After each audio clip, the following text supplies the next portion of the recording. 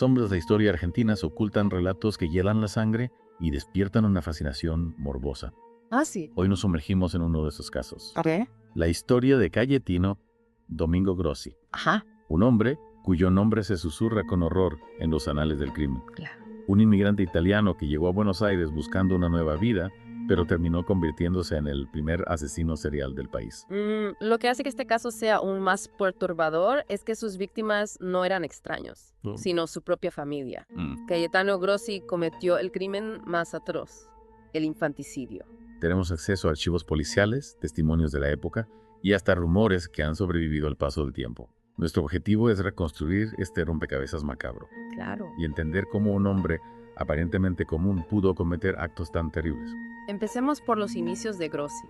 Nacido en Bonifati, Italia, en 1854, emigró a Argentina en 1878, dejando atrás a su esposa y 2 hijos. ¿Qué lo impulsó a cruzar el océano? Es una pregunta inquietante. Sabemos que al llegar a Buenos Aires se instaló en el barrio de Retiro Ah, y comenzó a trabajar en la oficina de inmigración, un puesto que le daría acceso a información sobre las familias que llegaban al país. un detalle que no podemos pasar por alto. Imagínate la cantidad de historias, de vidas que pasaban por sus manos. Es verdad. Habrá sido ahí donde se gestó la semilla de la oscuridad. Poco después, en 1879, un incidente violento lo llevó a la cárcel por 7 meses. Un arranque de ira. Un indicio de la violencia que albergaba en su interior. Al salir de prisión, se casó con Rosa Ponce de Nicola, una viuda con 3 hijas, Catalina, Clara y María. Ajá. Con Rosa, tuvo 3 hijos más, Carlos, Teresa y Lorenzo.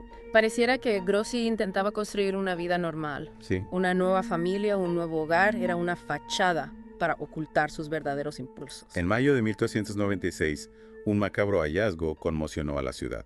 Mm. En un basurero cerca de una fábrica de grasa, se encontró el brazo de un recién nacido. La policía descubrió otras partes del cuerpo, confirmando que el bebé había sido asesinado brutalmente con una fractura de cráneo. Un crimen que heló la sangre de Buenos Aires. La prensa de la época lo llamó el monstruo de Retiro. El monstruo de Retiro. Un ser sin alma capaz de arrebatarle la vida a un inocente.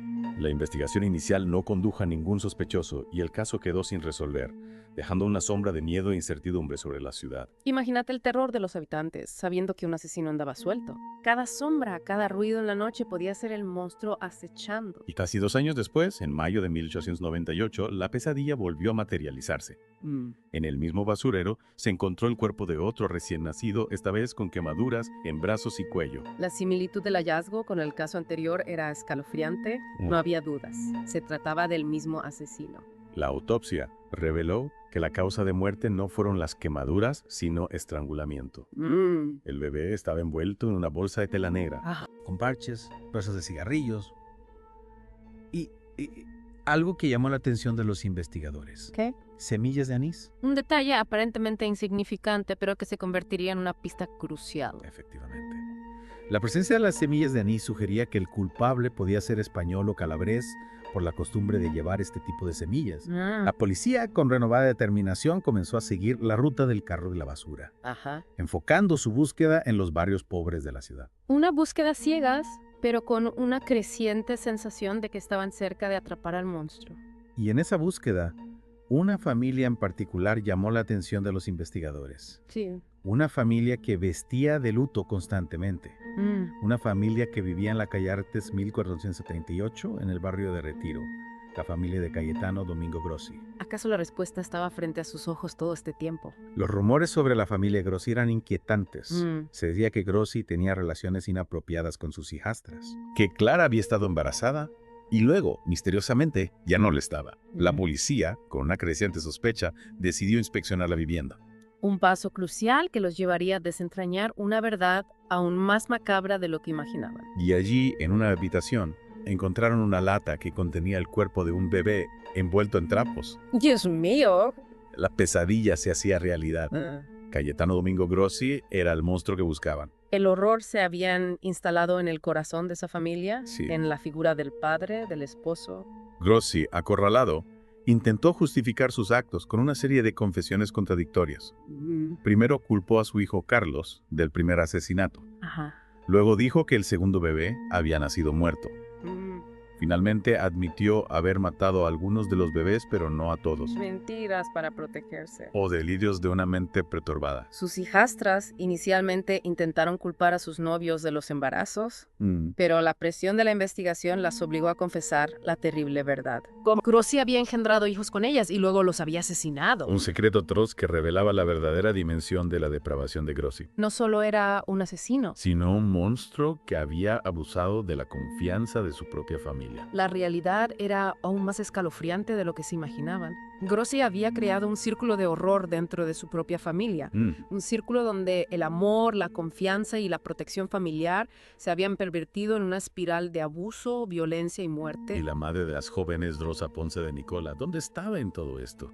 Era cómplice o víctima del horror que se vivía bajo su propio techo. Esa es una pregunta que intentaremos responder en la próxima parte de nuestro Deep Dive, cuando exploremos el juicio, la condena y la ejecución de Cayetano Domingo Grossi. Un caso que nos lleva a las profundidades de la oscuridad humana. Sí. A un laberinto de secretos y mentiras que nos dejará sin aliento. La sombra de Cayetano Domingo Grossi se extendía más allá de las paredes de su hogar.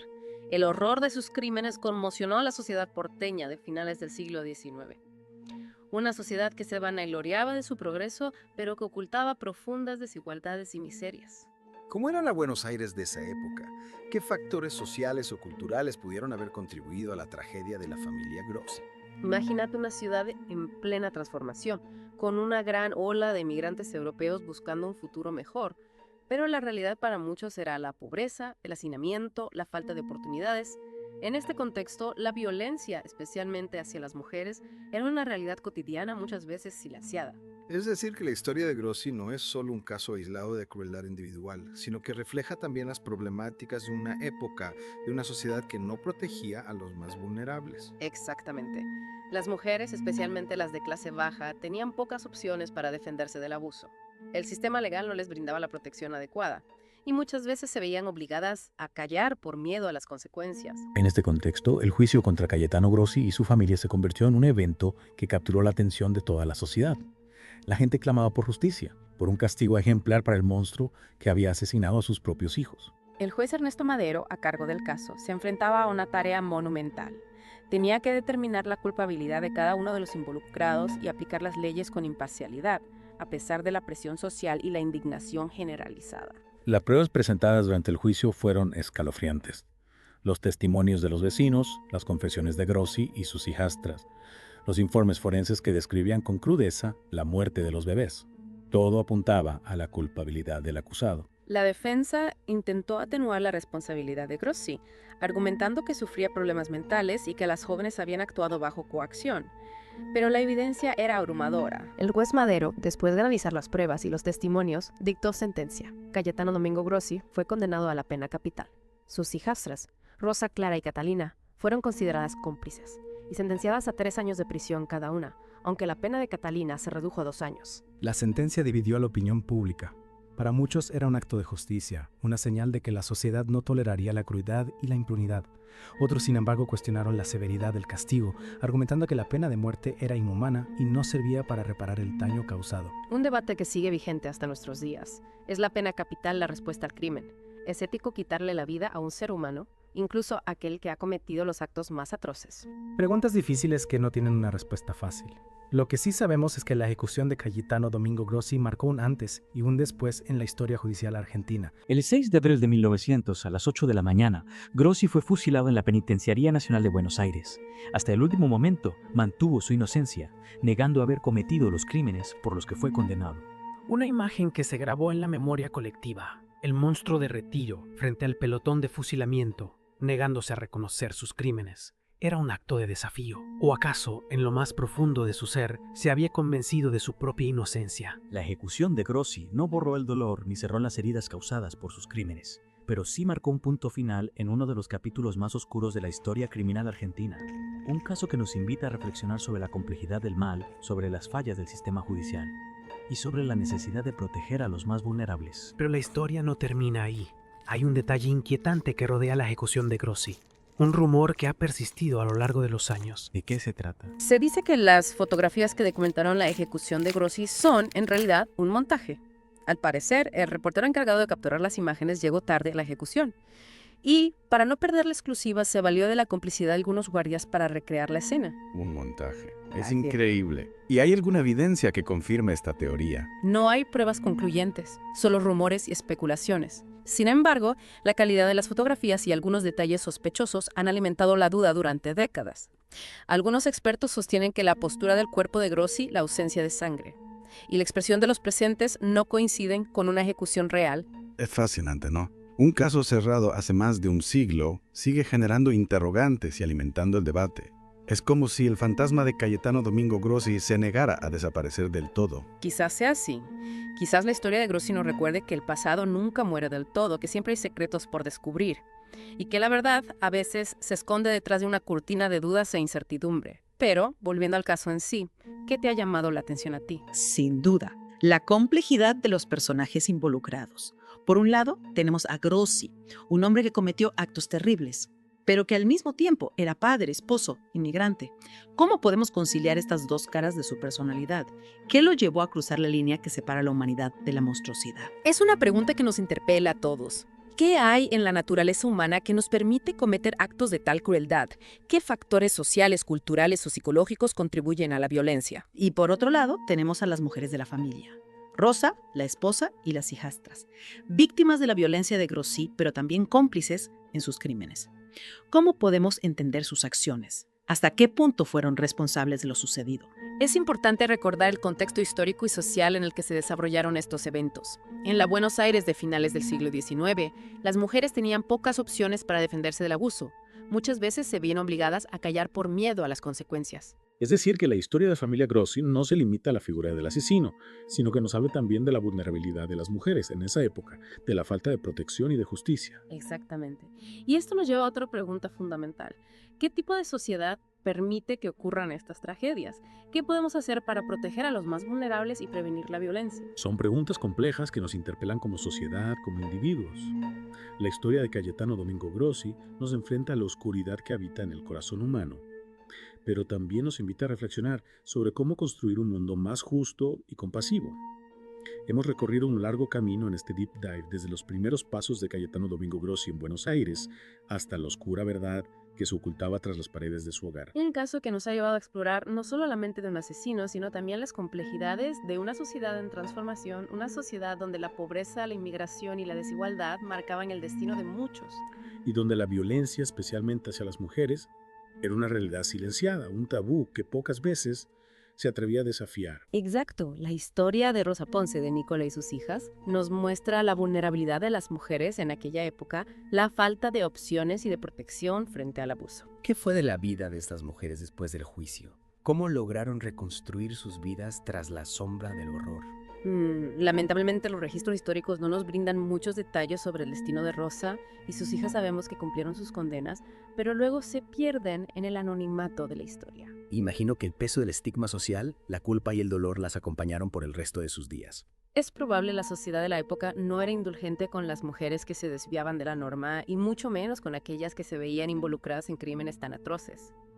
Pero la historia de Cayetano Domingo Grossi no termina con su ejecución. El rumor de las fotografías trucadas, la posibilidad de que la imagen que tenemos de su muerte sea una farsa añade una nueva capa de misterio a este caso.